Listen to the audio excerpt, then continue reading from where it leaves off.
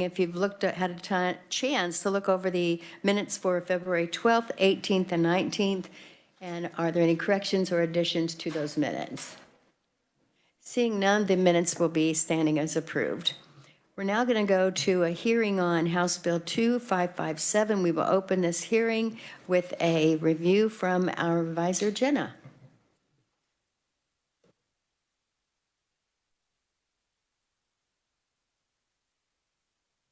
Thank you, Madam Chair. Good morning, committee. House Bill 2557 would enact and join the other states in enacting the revised Interstate Compact for the Placement of Children, which is commonly referred to as ICPC. The bill repeals the current compact, which has been in effect since the mid-70s, the statutes that accompany the current compact, and enacts the new statutes and the new compact to authorize and implement the administration of that compact. Section 1 states the legislative findings and declaration of policy for enactment of the bill, which mirrors KSA 38-1201, which would be repealed by the bill. Section 2 enacts the compact language, beginning with Article 1, which sets out the purpose of the compact to provide suitable homes for children. You could think of an example, interstate compact for placing children. A kiddo lives in Wyandotte, is put into custody of the secretary, and then they have an aunt or a grandparent who lives in Missouri, and so this sort of sets the rules of the road to govern how that placement would work and to make sure that Kansas can ensure that the child is properly cared for during that placement across the state lines. Article 2 defines terms used throughout the compact. Article 3 discusses when the compact should and should not apply. For military service members, the agency shall choose either the state of the service member's permanent duty station or the service member's declared legal residence. Article 4 governs jurisdiction of the entities involved and subject to the compact, and when such agency's own jurisdiction shall apply. Article 5, there we go, on page 8, discusses and sets forth procedures for placement evaluation. Article 6 prohibits placement unless the placement is approved. Article 7 governs the placing agency responsibility. Article 8 proposes and would establish the Interstate Commission for the Placement of Children. The commission would include representatives from member states. Article 9 sets forth the powers and duties of the commission, which would include adopting rules to effectuate the compact, issuing advisory opinions, collecting data, and reporting on the compact.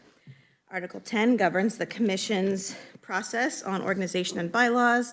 Article 11 governs rulemaking functions. Article 12 sets forth processes for dispute resolution that arise under the compact, enforcement of the compact, and the duties of the commission. Article 13 on page 18 discusses the financing of the commission. Article 14 discusses the effective date, which would go into effect upon adoption of the 35th state.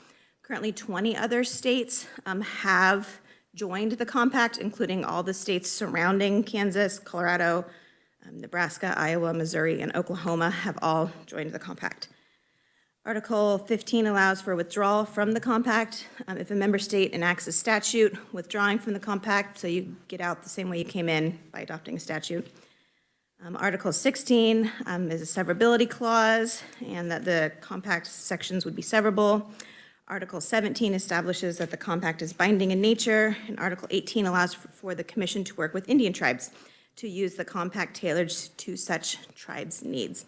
Section 3 provides for the governor to appoint a compact administrator who would work with similar offices of state agencies to carry out the compact, who would serve at the pleasure of the governor, and it's authorized to work with departments and agencies to effectuate the compact.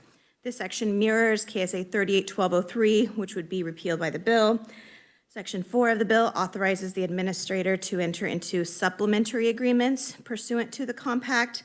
This section requires the Kansas Department or agency approval if the agreements contemplate the use of Kansas facilities or services as would be provided by the agency. This section mirrors KSA 38-1204, which would be repealed by the bill. Section 5 authorizes the compact administrator to make or arrange for payments necessary for financial obligations imposed by the compact. This mirrors KSA 38-1205, which would be repealed by the bill.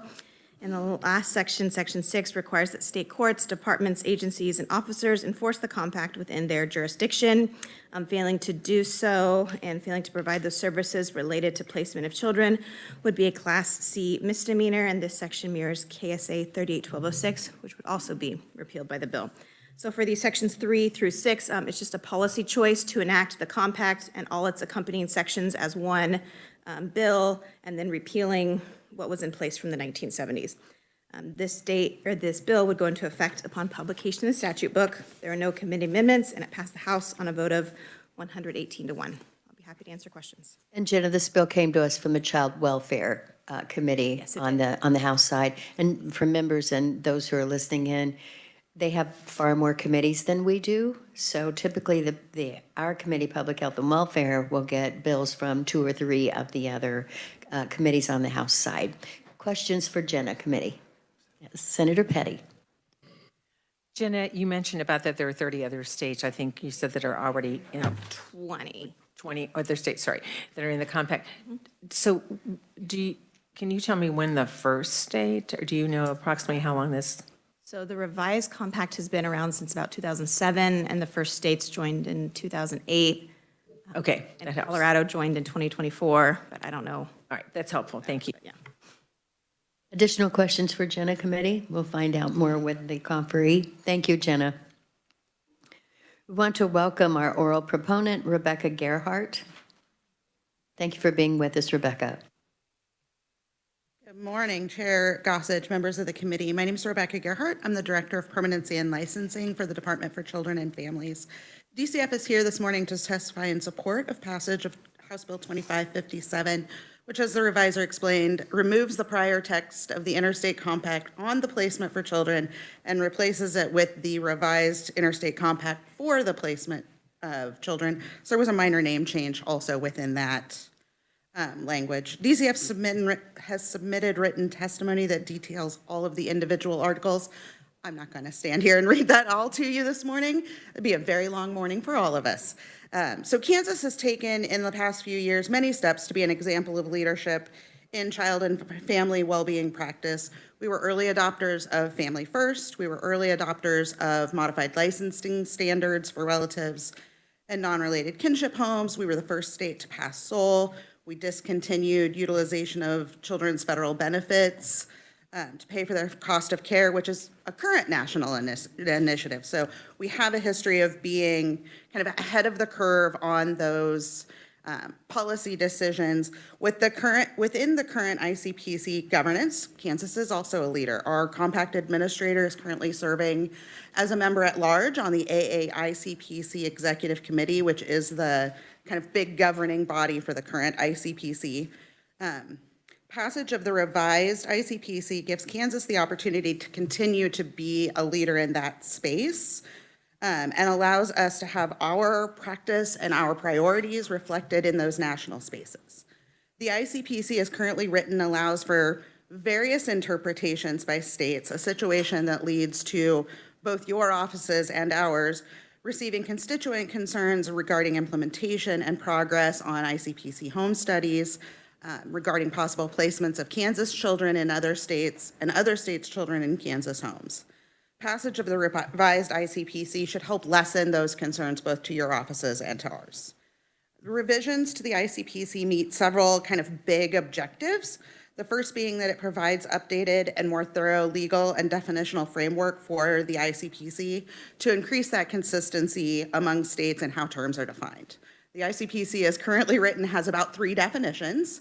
The new one will have about 28. So we will have a more consistent list of words that we all understand to mean the same thing. It also removes outdated language. If you look through the current ICPC, there are some words that we don't use in child and family well-being anymore and haven't used for a long time, but remain within that statutory framework. The revised ICPC also allows us to leverage what is the current technological kind of landscape to make improvements incrementally as we move forward. Second, it increases the timeliness of placements in receiving states by, for the first time, including within its purpose statements, a focus on timeliness. Timeliness has never been within the focus statements of the ICPC previously, but would be under the revised language. One of the mechanisms that is used to increase that timeliness is the allowance of provisional placements. So similar to how we in Kansas would judge for a non-related or a relative placement, where we make that quick assessment first so that children can be placed quickly and then do additional background after that, the ICPC would also allow now for that type of review to occur. Additionally, the revised ICPC provides for the first time a process for third-party appeals if a proposed placement is denied in the receiving state, so the state the child is coming to. So if a child is coming into Kansas, Kansas does the home study, denies the home study for the potential placement in Kansas. Right now, there is really no opportunity for that proposed placement to engage in any sort of review of that decision. Under the new ICPC, that review would be managed through the Office of Administrative Hearings, and that potential placement provider would have an opportunity to have that decision regarding them reviewed by a third party. The revised ICPC also includes, for the first time, enforcement mechanisms. So when there are disagreements between states about how to proceed with a case, there is an opportunity in there for the ICPC Interstate Commission to help mediate those disputes and those discussions in a way that has not really occurred in the past. It also provides for a rulemaking process that for the first time reflects due process and transparency by being open to public comment. Currently, those rules are made in committee, they're promulgated out, but there is not an opportunity prior to those rules being promulgated for public comment. The revised compact also includes a mechanism for that interstate commission to provide a report directly to the governor's office and to the legislature each year about what their work has looked like. The interstate commission will coordinate the rulemaking and day-to-day functions of the revised compact. Upon adoption of the revised compact by 35 states, the rulemaking functions begin. There are about 13 types of rules that will be the priority focuses of that commission within the first 12 to 24 months. So the transition rules, forms and procedures. Any state who has not, at the time that rulemaking begins, adopted the revised compact will not be eligible to participate in that rulemaking in the initial 12 to 24 months. As those states are past the revised language, they'll be added to the rulemaking commission, but they will be held to not only the language directly within the compact, but also whatever rules have already been made. As the reviser said, currently 20 states, including our surrounding states, have adopted the revised compact. In the past 2 years, we've seen about 5 states enact the revised ICPC.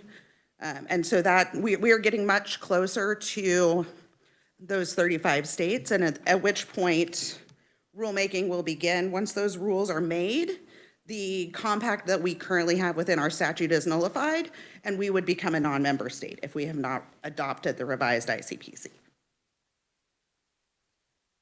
The revised ICPC also provides clarity for issues that we frequently see here in Kansas regarding placement, for instance, with out-of-state parents. The revised language very specifically refers to how that process moves forward, and the process within that revised ICPC is actually very consistent with our Court of Appeals language. So in Kansas, we have a Court of Appeals decision that interpreted the ICPC and how that applies to out-of-state parents. The new language is consistent with that opinion. Additionally, as the reviser noted, there is language included for our military families so that those who are stationed here in Kansas and those who may be stationed elsewhere are specifically mentioned. As the home of 4 resident tribes, the revised ICPC language allows for engagement of those tribal partners in a way that we've really not been able to do before with the ICPC because there was no mention of tribal involvement at all in the current ICPC. The current ICPC was adopted in Kansas in 1976, so 50 years ago, In the intervening 50 years, the practice of child and family well-being and the priorities of our system have changed. The revised ICPC provides us an opportunity to update the statutory language to reflect those priorities so that Kansas can remain a leader in child and family well-being, be a participant in the rulemaking process, and provides increased clarity and transparency for those of us in Kansas, both public and within our government. DCF encourages favorable passage of House Bill 2557 and enactment of the revised ICPC, and I'm happy to stand for questions. Thank you so much. And do we have questions for Rebecca Committee? Senator Petty. Thanks, Madam Chair. So Rebecca, I was trying to figure out how we could be involved with the ICPC as you were talking about, but you're saying at this point we are, but once it gets passed, once 35 states have accepted this new compact, then we would not have a place, or we would not be part of the rulemaking? Thank you. That's an excellent question. So yes, we are currently part of the ICPC with the current language, which is the active language of AAICPC right now. If the 35th state passes the language, rulemaking will begin, and the 35 states who have passed will be involved in that rulemaking. Once that rulemaking period has occurred, they have it set between 12 and 24 months. So at the end of that 12 to 24 months, the old compact becomes nullified. So if we have not passed the revised compact, at that point, we would become non-member states. Thank you. And as a follow-up, there's so much in here, of course. When I first started, I thought being a part of a compact, one of the things that it seems like we've been so in tune with and concerned about is when it comes to placement, having children as close to home as possible. And so I immediately started thinking, so if we have a compact and they're going to Colorado, are they really going to be as close to home as possible? But that's just one piece within this. That's still a big concern, or would still be a big concern even as part of the compact. Thank you for the question. Yes. So we would still, we decide as a sending state when to send that ICPC request. So for a young person who is early in the process, who is residing relatively close, we may opt as a state not to do that request yet, though we know perhaps there are relatives, whether they are in a neighboring state or maybe in Alaska, because it covers all of those states. So we would make that make a determination about when to send an ICPC request based on kind of the specific circumstances of the case. Just because we've identified an out-of-state relative doesn't mean that there is a requirement that we then send a request for that placement to occur. Thank you. Additional questions, Senator Clifford. Thank you, Madam Chair. I'm real curious about the Native American piece. I don't want to give too many hypotheticals, but if a Potawatomi mom died in childbirth in Kansas, but the parents were in Oklahoma, seems like Native American sovereignty would prevail and there wouldn't be any state involvement. But do they have to be part of the compact to be part of it, or are they just consulted? That's an excellent question. So they do not have to be part of the compact, but they may choose to under the new language if they wish. So what we would do is consult with our resident tribes and allow them to individually make that decision if they wanted to be able to use some of the technological frameworks that underlie, use some of the internal processes if they choose. But you are correct. They are not required to be part of it. We would certainly offer them the opportunity to be involved to the extent that it fits within their tribal practices and their tribal sovereignty. Thank you, Ms. Gerhart. Thanks, Madam Chair. Additional questions, committee? I have a couple for you. So we are currently part of the contract, but the powers that be, are revising the contract, and we're just asking to approve the revised compact. Is that correct? Thank you, Senator. That's correct. Okay. So I understand that on the House side, when they heard this and it passed, however, afterwards they realized there's a shall should have been a may, or some technical amendment like that. Maybe Jenna is aware of it. I heard from the House Chair that they wanted us to address this, should we pass this amendment, or should we pass the bill? While she's looking at that, while Jenna's looking that up, so the, in the fiscal note, it said that there should be no cost to DCF, but what about the judicial department that's mentioned in there? So I would need to check with our judicial partners, but I don't believe there would be any cost to them that isn't already being occurred. So we are already part of ICPC. I would need to double check to make absolutely certain, but I don't believe there is judicial involvement in the Interstate Commission, which is the part that the bill discusses some cost to. We believe we can absorb that cost within our current budgets, but I don't believe there is any additional cost to the judicial branch for belonging to the Interstate Commission, because that is really the state child welfare agencies. And another question is, how many children in 2025 were affected by, or that the compact would have affected these children, I guess I should say, their placement?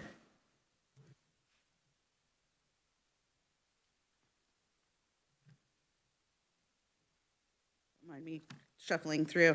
And if the committee would like, on the House side, we did an informational briefing on the current compact. I'd be happy to send over the PowerPoint that was created for that, which does provide some of that information. So in state fiscal year 2025, Kansas received 358 home studies requests in. So we received the request for a child who would come into Kansas. We made 566 home study requests out. There were 356 placements in, so children from other states into Kansas, 289 placements out. And then something to be aware of is that within the ICPC, it affects not only DCF placements and adoptions, but also some private adoptions that are across state lines. There were 46 private adoption requests into the state of Kansas, 41 private adoption home study requests out of the state of Kansas.